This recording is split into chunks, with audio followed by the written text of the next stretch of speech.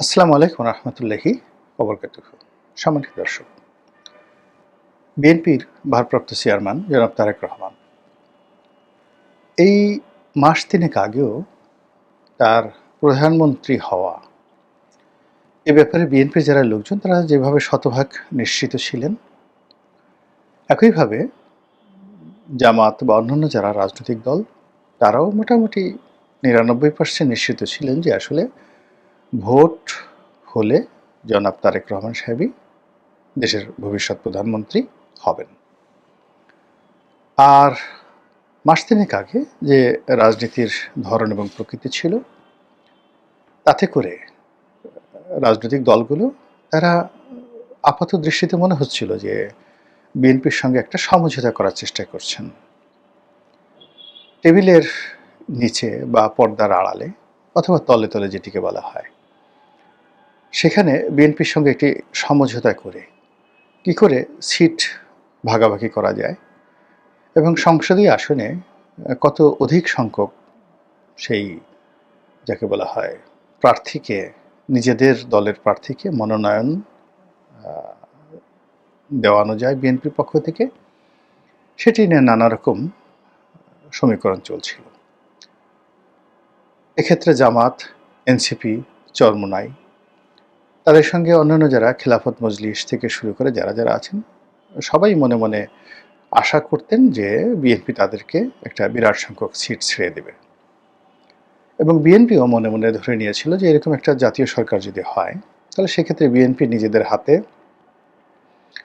২০০ seat রাখবে আর বাকি ১০০টি আসন তারা গোপনে, প্রকাশ্যে বা সমঝোতার মাধ্যমে বাংলাদেশের অন্যান্য রাজনৈতিক দলগুলোর কাছে ছেড়ে দিবে এবং একটা সাজানো নির্বাচন, অনেকটা আমিডামির মতো ২০২৪ সালের যে আমিডামি নির্বাচন হলো, এরকম একটা আমিডামি নির্বাচনের মাধ্যমে একটা শান্তিপূর্ণ নির্বাচন সংগঠিত হবে এবং সবাই মিলে একটা জাতীয় সরকার গঠন করবেন এবং সেই সরকারের প্রধান হবেন জনাব তারেক রহমান। এটা গেল একটা সমীকরণ।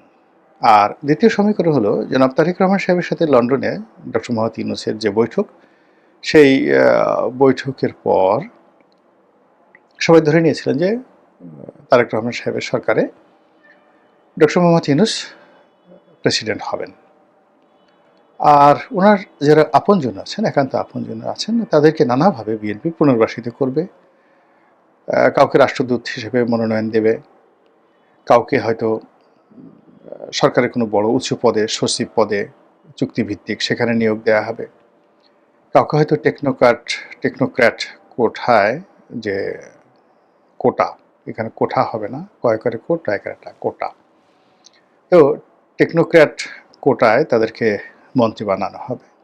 এইভাবে ডক্টর মোহাম্মদ ইউনূসের একটা সেফ এক্সিট হবে আর আওয়ামী লীগবিহীন একটি সরকার, একটি রাষ্ট্র একেবারে আম দুধে একেবারে ২০৪১ সন পর্যন্ত বা ২০৫০ সন পর্যন্ত কন্টিনিউয়াসলি একটা শাসন ব্যবস্থা চালাবেন। ইতিমধ্যে তারেক রহমান সাহেব বুড়ো হয়ে যাবেন, জাইমা রহমান আসবেন, জাইমা রহমানের আগে ইচ্ছা করলে তার আম্মা ডাক্তার জুবাইদা তিনিও আসতে পারেন। এরকম একটা সমীকরণ, ইতিবাচক আলাপ আলোচনা চলছিল। কিন্তু রাজনীতির যে অঙ্গনটি, সে অঙ্গনটিতে বেইমানি, মুনাফিকি, অযোগ্যতা, ব্যর্থতা, এই বিষয়গুলো না একেবারে হঠাৎ হঠাৎ করে চলে আসে। একেবারে বাড়া ভাতে ছাই দেওয়ার মতো ঘটনা মাঝে মধ্যে ঘটে যায়।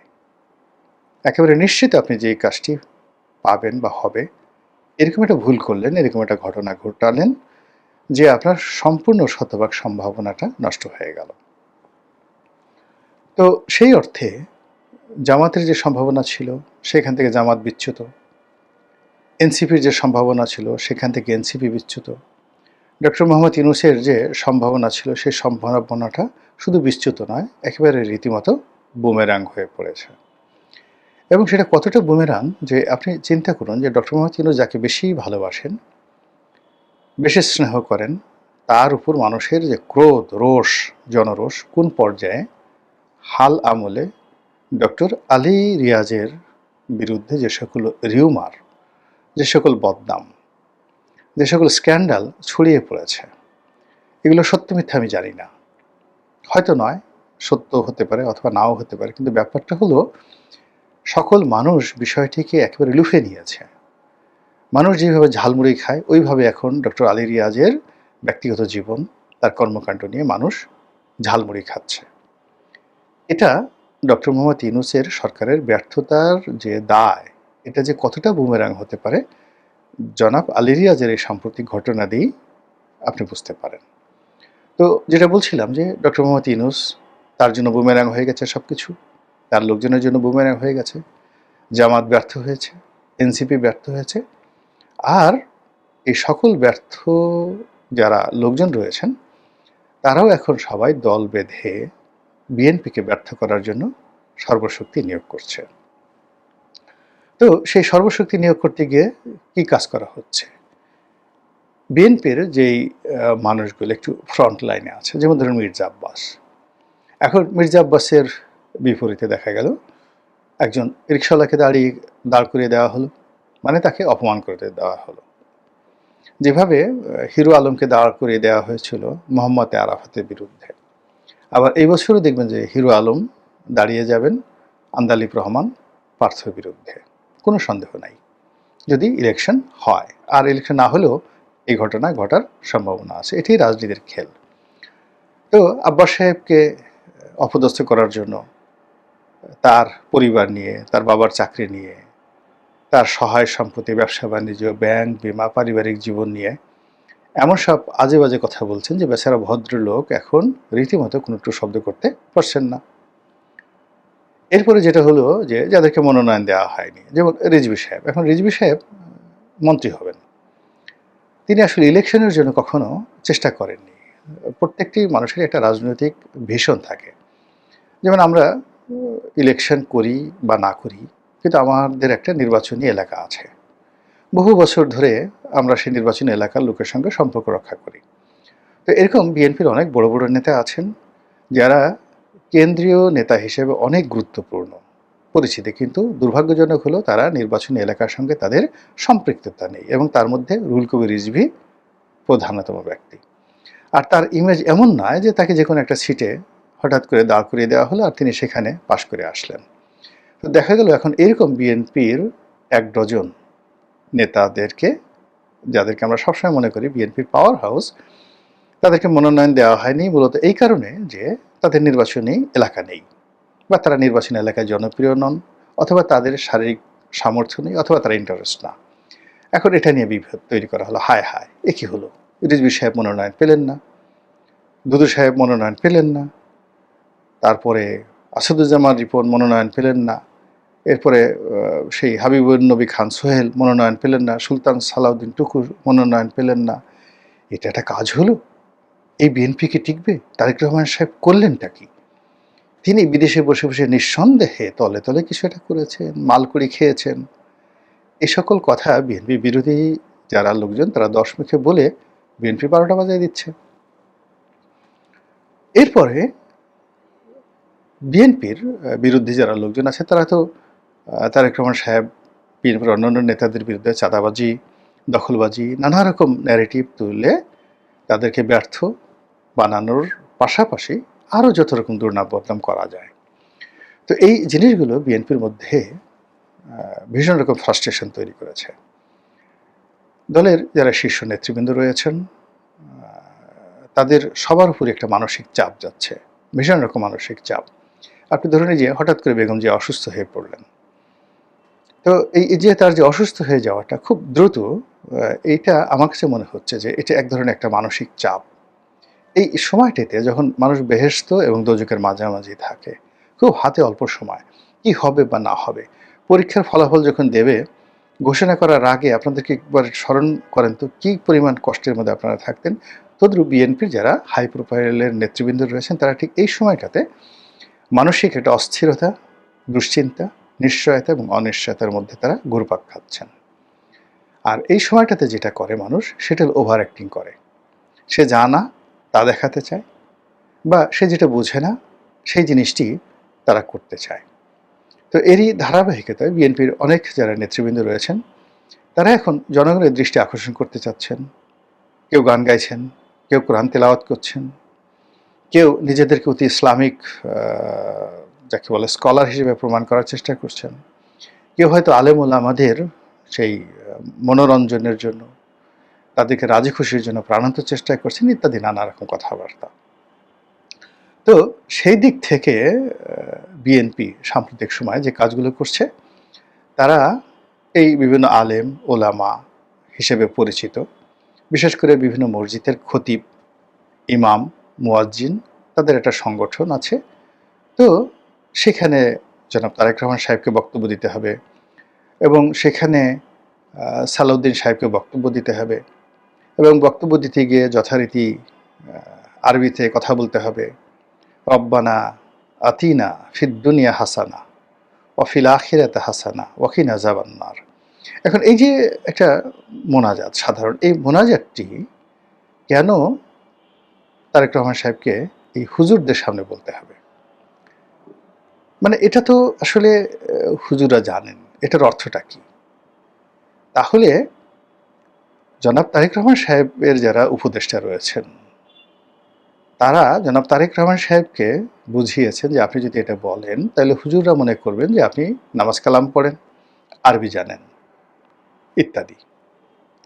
কিন্তু এই কথা বলতে গিয়ে যখন দেখা গেল যে তার উচ্চারণটা পরিশুদ্ধ হলো না, প্রাসঙ্গিক হলো না, কিংবা তার বক্তব্য দেওয়ার আগে ওখানে বক্তব্য দিতে গিয়ে জনাব সালাউদ্দিন সাহেব যে বিব্রতকর পরিস্থিতিতে পড়েছেন এবং তাকে যেভাবে ভুয়া ভুয়া বলে গালিগালাজ করা হয়েছে, এরপর তারেক রহমান সাহেবের বক্তব্য এবং তার মুখে আরবি, এটা আরেক দফা বিএনপিকে একটা বিব্রতকর অবস্থার মধ্যে ফেলে দিয়েছে।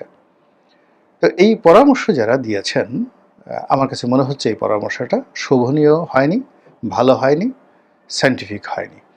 বরং সেখানে তারেক রহমান সাহেব যদি এমন কিছু বলতেন যেটি এ সকল আলেম উলামারা জানেন না, কিংবা তিনি তাদেরকে এমন কিছু স্বপ্ন দেখাতেন যেটার কথা তারা কখনো কল্পনা করেনি। এখন সরকার থেকে তারা কিছু টাকা চায়, টিআর চায়, কাবিখা চায়, একটা বেতন চায়, ভাতা চায়, কোরআন শরীফ পড়তে চায়, এই জিনিসগুলো খুব সাধারণ। কিন্তু তারেক রহমান সাহেবের যারা উপদেষ্টা আছেন তারা যদি এমন কিছু বলতে পারতেন যে কথাগুলো শুনে তারা বলতেন হায় হায়, এ তো আমরা কখনোই কল্পনা করিনি, আমাদের জ্ঞানের স্তর তো ওই পর্যায়ে যায়নি, এটা উনি জানলেন কী করে, বুঝলেন কী করে না জানি, তার ভিতরে যে মহত্ব রয়েছে, তিনি রাষ্ট্র ক্ষমতা আসলে আমাদের জন্য অনেক কল্যাণকর হবে। কিন্তু সে চিন্তা না করে তিনি যখন হুজুররা যে কথা বলে রব্বানা আতিনা ফিদ দুনিয়া হাসানা ওয়া ফিল আখিরাতি হাসানা, এই কথাগুলো যখন বলেন, তখন হুজুরের কান খাড়া করে বলে উচ্চারণটা কেমন হলো, এখানে লাহানে জলই হলো কিনা, ঠিকমতো কোরআন শরীফ পড়তে সে পারে না, তারপর আবার আমাদের মধ্যে আরবি বলতে আসে, এই কথাগুলো বলার সুযোগ হয়ে গেল। দ্বিতীয়ত, যেখানে সালাউদ্দিন সাহেব আরও বেশি বিব্রতকর পরিস্থিতি তৈরি করলেন, তিনি যেটাকে বললেন যে জনাব তারেক রহমান সাহেব আমাদের জাতীয় ইমাম। উনি বলার চেষ্টা করেছেন জাতীয় নেতা, ন্যাশনাল লিডার। তো ইসলামে যে ইমাম শব্দটি, সেই ইমাম শব্দটির সঙ্গে দুটো শব্দ জড়িত আছে। একটা হলো আধ্যাত্মিক, মারেফতি, রুহানি, আরেকটি হলো পার্থিব। আর পার্থিব যে ইমাম যে শব্দটি আমরা এখানে ব্যবহার করি বিভিন্ন মসজিদ মাদ্রাসার ইমাম, কিন্তু সত্যিকার অর্থে ইমাম বলতে যেটাকে ধরুন ইমাম আয়াতুল্লাহ খামেনি, ইমাম আলী খামেনি এখন যিনি আছেন তিনি, অথবা ধরুন চার মাযহাবের চার ইমাম, অথবা শিয়াদের ইমাম, অথবা ইমাম জাফর সাদেক, এই যে যারা ইমাম নির্বাচিত হয়েছেন তাদের একটা প্রক্রিয়া আছে। ওই প্রক্রিয়া সঙ্গে যে বাস্তব অবস্থা তার সঙ্গে সঙ্গে আবার রুহানি, এই দুটো না হলে ইসলামী তাহজিব এবং তমদ্দুন অনুযায়ী ইমাম শব্দটি ব্যবহার করা যায় না। তো এক্ষেত্রে ইমাম, খলিফা এই শব্দগুলোর মানে বিশাল ব্যাপ্তি। তো এই বিষয়টি আমি মনে করি না যে এটা জনাব সালাউদ্দিন সাহেব জানতেন না, তিনি জানতেন, কিন্তু এটাকে তিনি খুব হালকাভাবে নিয়েছেন যে তিনি এই কথাটা বললে, যেহেতু আগামীতে তারেক রহমান সাহেব প্রধানমন্ত্রী হবেন, বিএনপি দেশের বড় দল, তারা সেখানে গেছেন জনগণকে দেওয়ার জন্য, কাজেই সবাই তাকে খুব ওয়েলকাম করবে। কিন্তু যখনই জাতি ইমাম বলেছেন, সঙ্গে সঙ্গে সবাই যেভাবে ভুয়া ভুয়া করেছে, কিংবা তিনি যেভাবে মাদ্দা জিল্লুহুল আলী এই শব্দটি উচ্চারণ করার চেষ্টা করেছেন, এটা হয়নি, উচ্চারণটা হয়নি।